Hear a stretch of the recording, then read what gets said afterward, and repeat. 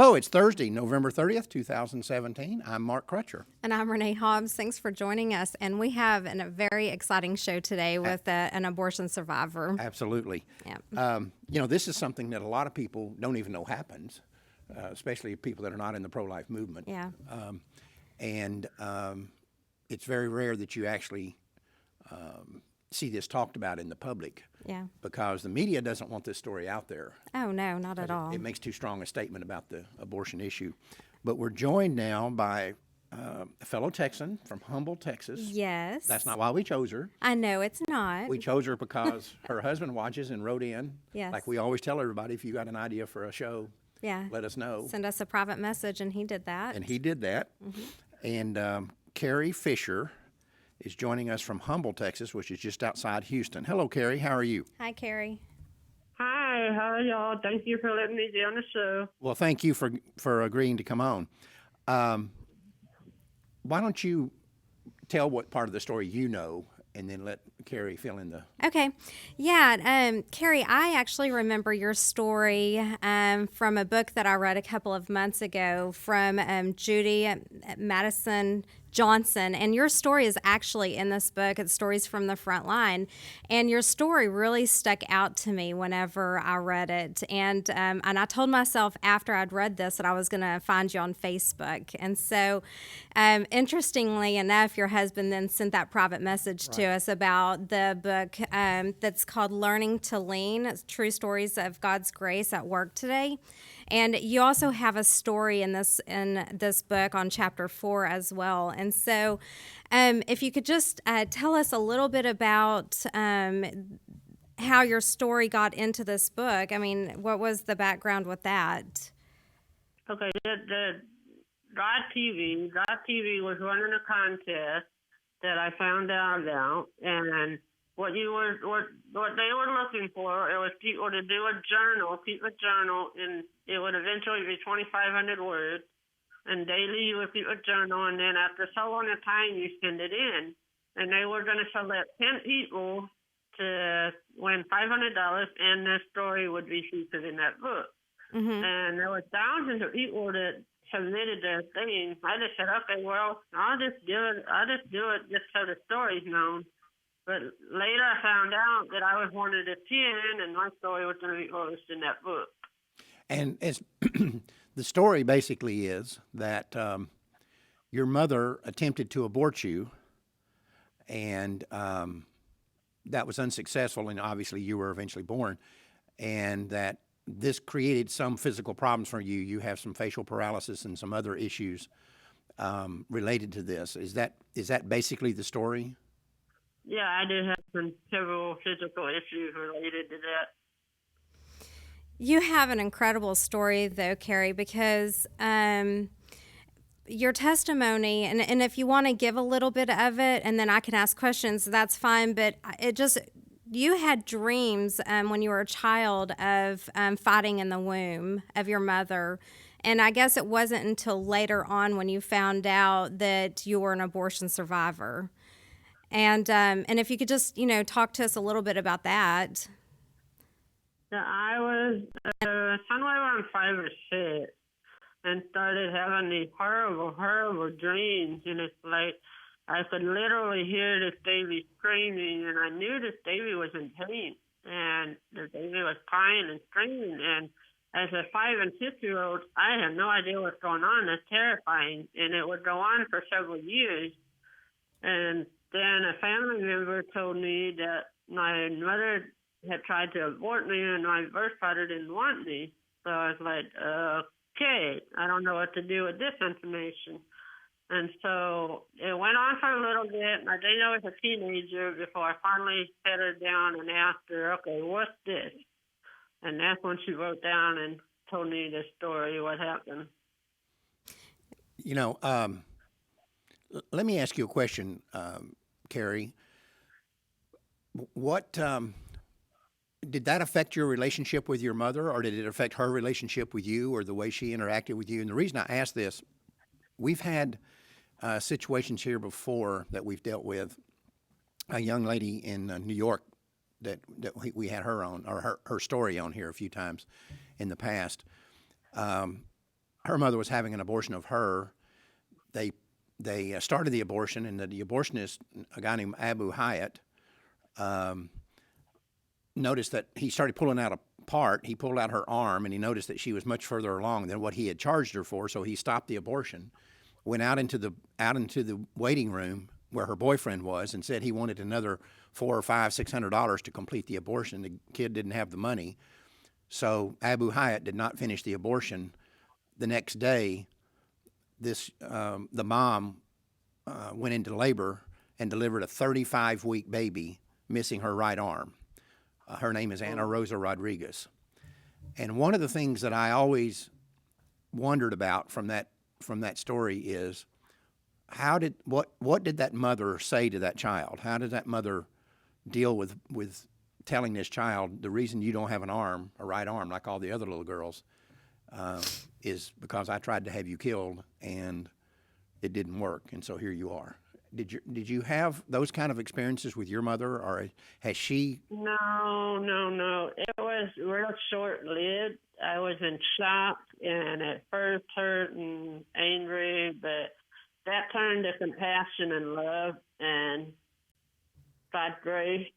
And that hasn't had any negative effects on our relationship. Well, that's beautiful, because it certainly could have. It certainly could have. And but growing up, though, also in your story, you tried to commit suicide because of your looks and other kids at school. You had a difficult time in school, and so what was that like? I mean, you took some pills and you drank some alcohol, but when you woke up that next morning, it was like nothing had happened. Yeah, that was amazing. It was like, okay, you didn't know what happened the night before. So that was my wake-up call. That's when I knew, okay, God, so you got something here. Exactly. Yeah, exactly. And that was your wake-up call to say, you know what, this God really has something in store for me, and I am going to be used by him to glorify what he wants me to achieve. And you have, because you are a speaker and a blogger and an author and all of that stuff. Well, more than that, she's an inspiration.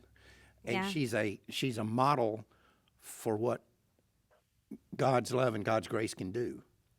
Because the fact that she and her mother have this kind of close relationship, Mm-hmm. and that her mother has apparently accepted God's forgiveness for this. Mm-hmm. You need to understand, Carrie. This may be why God spared you both in the womb and then later on when you tried to take your own life. Twice somebody's tried to take your life, once somebody else and once you, but you're still here. And I think you're here for a purpose, and I think your purpose is that you're a witness and you're an inspiration. You're a witness to God's grace and love, but you're also an inspiration to everybody else. And so I hope that you understand that, or I hope that I hope you understood it even long before I said it. I would assume that you did. Oh, yeah, it took a while, but I got it. God showed me that extra anointing on my life. For such a time as this. Right. And the cool thing about this is that there's a gentleman that saw you on Facebook that fell in love with you, and you guys met up, and it was a divine appointment. Is that correct? Yeah, that's correct. His name's Richard Fischer. He's now your husband. Yes. Yeah, now my husband, my first date and my husband. Yeah. Your first date and your husband. Yes. Wow. Yeah, because I was 42. Bless your heart. That is. I never got asked out. Nobody would give me a second chance or whatever. How long have y'all been married? Yeah, we just celebrated 6 years in September. Wow. That's neat. Well, I've got you beat. I've been married 46 years. How about that? Wow, you don't need one of these. Well, maybe one day you'll be married 46 years. You know, of course you'll be 92, but nonetheless. My 19th year is coming up. Right. Well, you know what, Carrie, your story is really beautiful, and I think it really touched hearts. And I think to some degree Renee, this touches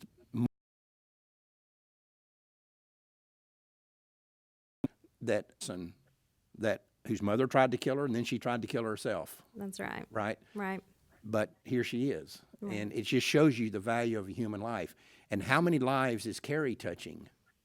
Right, through her, definitely mine, but Right. but who else has she touched? And Many. and how many women out there who have been in the situation, for example, that Carrie's mom is in, who have a baby? Because I've often wondered about this. When I've wondered about it, even from the context of somebody that's pregnant and just thinks about having an abortion, maybe decides to, and then decides against it. Right. How do they ever tell that child, "Hey, I really came close to aborting you"? Yeah. You know. Yeah. And if not, you know, I think that a lot of these people, a lot of relationships particularly between mothers and daughters, but also between fathers and daughters, that might have been in this father trying to coerce a woman into having an abortion, and then the child is born and he has a relationship with that child. Right. That relationship needs healing too. Hey, Carrie, has your biological father, tried reaching out to you, or? He called me when I was 27. He was actually calling he actually called to find my mother, and I answered the phone, and he introduced himself, and at that time, I never had any thoughts of ever meeting him or anything, so I didn't know what to think about it at first, so I just decided to stay quiet on the line and let him talk. But he did talk and apologized, and it turned out he was diagnosed with lung cancer, and we only had 3 years to really know each other before he passed away. Oh, okay. But you reconciled with him during that time? Oh, yeah. Yeah. Well, Amanda on this Facebook page here says that she's proud of you. And then Melissa says that you are an inspiration and a love she has for her mom and both of them towards each other. So that's cool. Yep. You got some people out there that love you. And I suspect you're going to have a lot more. But Oh, yeah. yeah, I'm sure you will. Well, we love you. I can tell you that. That's right. And if you want to order a book, you can private message Carrie, or you can go to it's wonderfully beautiful 69 at yahoo.com. You can email her right there to get this book. Right, and you can also get Judy Madsen Johnson's book. Yes. And there's her stories in that book. Yeah. So- Yeah. It's Stories from the Front Line. It's such a good book. Yeah, you were reading that the other Yeah. day when we were on the airplanes. Yeah, many people's stories are in here Right. that are on the front lines. Yes, that's right. Yeah, And so. anyway, Carrie, we want to thank you so much for joining us today and telling your story, and just say how much we admire you and what an inspiration you are to the rest of us. And Oh, thank you. I appreciate it. And, yeah, yeah, what an honor. And, yeah, started good. yes, that's right. And you're a walking example of that. You're a living, breathing, walking example of that very fact. Well, thank you, Carrie. We appreciate it. Yeah, thank you. Thank you for joining us. Bye-bye, Carrie. Okay. Bye. Bye. What do you think? Very good. Very good. There's not a whole lot of the stories out there like this, but there are some, and those are very cherished. Right, they are. And, you know, one of the things, like I said a moment ago, this I think impacts people who work in this every day more so than people who don't. When you see what a neat person Carrie is, what a beautiful person she is, and then you think about the 60 million plus babies that have been died, how many beautiful people were in that group? Yeah. And let me tell you how many there were. All of them. Every one of them that died was a beautiful person. That's right. That the abortion industry said, you're not worth being here. Yeah. We're going to kill you. That's right. And this is a good example of this. She's just one of the ones that slipped through. She slipped through the cracks. Yep. And just we're thankful that she did. But she serves as an inspiration and as an example Right. of what we've missed because of these 60 million abortions that we've done. That's right. Yeah. So And if this nation thinks that we're going to escape judgment for this, we're whistling past the graveyard. This is pure idiocy to think that God's not going to judge this nation. Yeah, that's over right. Over this. Almost 60 million, right? 60 million, yep. And actually more than that, but that's the numbers that they own up to. Yeah. Anyway, you got anything else? No, just if you have any suggestions for us, as usual, as our normal saying here, please send them to us just like this. Right. Kind of fell into our hands. We would love to get your story out there as well, or just anything that you would like to for us to talk about. Just email me or private message me. Yeah, and over the next few weeks, we had Renee and I and some other people here at the office had a meeting yesterday about some changes that we're going to make on Life Talk and some upgrades. And we're going to try to make the show a little bit more exciting for you. And you know, you hate to say entertaining given what it is, but we live in an age where when people watch a television show, or in this case a show about a particular subject that they watch, it has to be entertaining to watch. And we think that Life Talk has slipped back a little bit over what it was in the early days when we started it out in 1999. And so we're going to go back and try to spruce it up a little bit, and we're going to add some new features. One of the features I really like, and the other people here at the office like, and you don't. But You'll find out. Right. Please let us know what you think. Right. It's going to be cool, but it fits more my personality, my in your face. I won't use the term, but anyway, that my in your face, over the top personality, Yeah. whereas you're more laid back and sweet and. Yeah, You know, I'm that warm, Little fuzzy. Miss, warm, fuzzy, person. touchy-feely, little Miss Goody Two-Shoes, whereas I'm not that way. But and this new feature that we're going to add to the show is more along my way of doing things. But that's Life Dynamics. We're a in-your-face kind of Right. group, and we've always been. So you just have to buck up and. We just want people's feedbacks, please. Right. Please. No, that's not what she's asking for. What she's asking for is when this thing starts, for you to write in and say, "Oh, that's awful. Don't do that anymore. That segment's terrible." No, just be honest. No, that's all we want. That's not what she's wanting. Just be honest. No, that's not what she's wanting. Anyways, that'll be in a few weeks. And we're going to be making some changes, and so we may make some of the changes all at once. Some of the changes will happen all at once, but some of them are going to be added slowly as we go along. Yeah. But anyway, that's all the time we have for this month's show. I mean, for this week's show. This is the last show of the week. Yes, it is. for Today's today. Thursday. And so we'll be with you again next Tuesday. Until then, remember, Life Dynamics is not here to put up a good fight. We're here to win, because winning is how the killing stops. We'll see you next week. Have a good weekend.